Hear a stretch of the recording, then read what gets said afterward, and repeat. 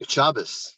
When the previous Lubavitcher Rebbe was imprisoned in 1927 in Soviet Russia, he was held in a cell which had no windows and no way of knowing day from night. And the only way to know what time it was is based on when they woke up and when the times of meals were. The previous Rebbe writes in his diary that it reminded him of what we read in the end of this week's Torah portion, that Moshe Rabbeinu, we know, went onto the mountain for 40 days and 40 nights. The Medrash tells us, how did Moshe know when it was day and when it was night, when he was on the mountain? When he heard the angels say, Kadosh, Kadosh, Kadosh, he knew it was day. And when he heard them say, Baruch Kved Hashem Mimkaimai, he knew it was night. So he didn't know physically day and night other than when he heard what the angels were pronouncing, as we do in the holy prayer called the Kedusha.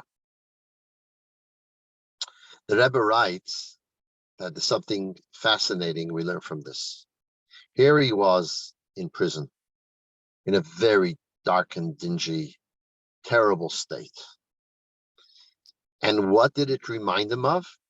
It reminded him of Moses on the mountain, Moshe Rabbeinu on the mountain getting the Torah, being with the angels 40 days and 40 nights. The Rebbe teaches us that the lesson from this is that when we live with a perspective that everything that happens to us, every situation we're in, comes from above, comes from God, then we could be in a Soviet prison, but see it as a reference to the angels above. You know, last week there was this terrible event in America where they took 4 Jews in captivity. Thank God it ended well, where they were all released. And I guess it brings back the famous historical episode of the 4 captives. The 4 captives were 4 great rabbis who went to collect money in Europe for the for the Babylonian Jewish community, which was then the center of Jewish life. This happened in the 10th century. And these 4 great rabbis were taken by pirate ship, and they were brought to Egypt. They didn't know they were great rabbis. They were taken to Egypt, and first they were able to sell one of them to the Jewish community in Alexandria. Now, the Jewish community didn't know they were great rabbis. They just knew the mitzvah of redeeming captives was the greatest kind of tzedakah there could be. So they redeemed one rabbi there. One rabbi was redeemed in the community in Tunisia, which was a very big Jewish community at the time. And one rabbi was redeemed in Cordova in Spain. Rabbi Moshe was his name, with his son Rabbi Chanoch.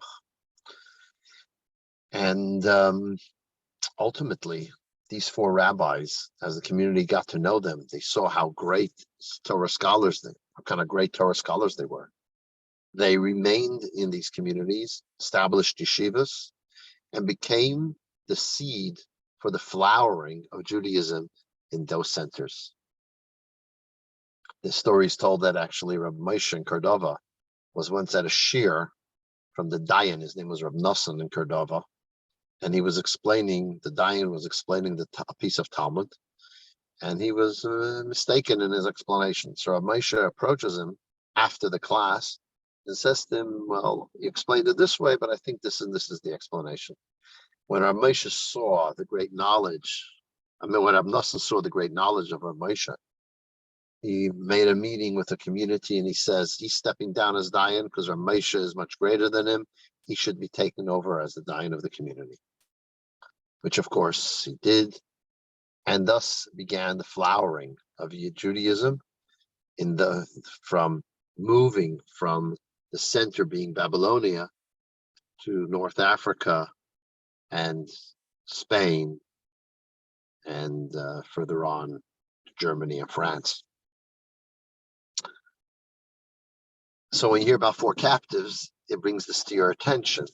And again, the message here is that this terrible event of these 4 rabbis being captured was orchestrated from above for whatever reason, that the seed should begin to sprout for the flowering of the Jewish communities in those areas.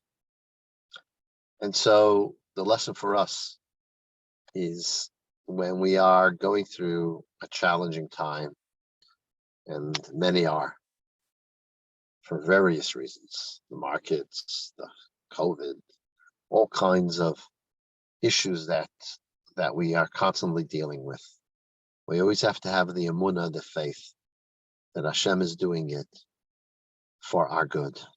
Now, we might not see what the good is. It might only be known much later in our lifetime or even afterwards.